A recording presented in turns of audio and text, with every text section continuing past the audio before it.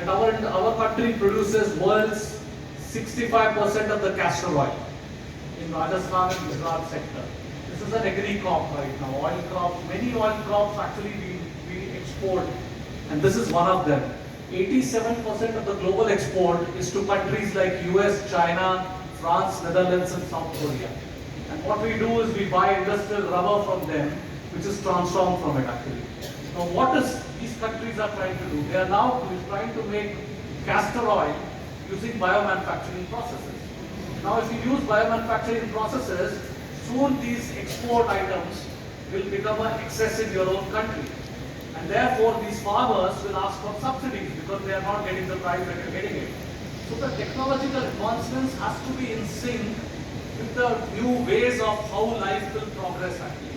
And that is where we need to rewrite our algorithms in a way that defines country's future actually. So it's a very wonderful example of we can predict that in the next 5 years, all the agriculturists who are growing castor oil are going to have challenge unless you start producing products out of it from your own perspective. Next slide. Finally, just one more slide of showing you what will change actually. And this is the milk, dairy, meat and eggs. India produces today 25% of the total milk.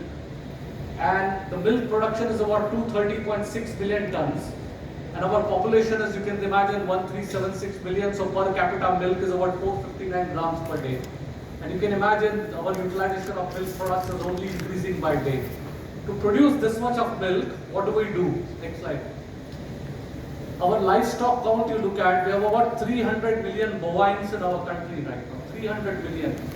And then we have about 75 million sheep, 150 million goats, 9 million pigs and 850 million poultry. Now if you want to grow more of it, you will have to make more of these animals. That means there is a scarcity of land, there is scarcity of water, antibiotic resistance, cost of feed, GHG impact. So you are not going to be able to do it. You know it.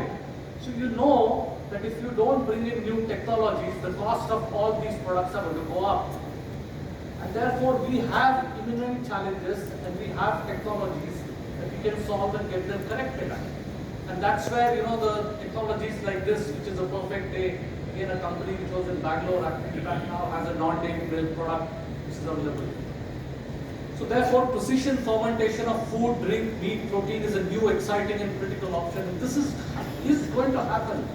Now whether we import the technologies or we make our own technologies is the only question we have.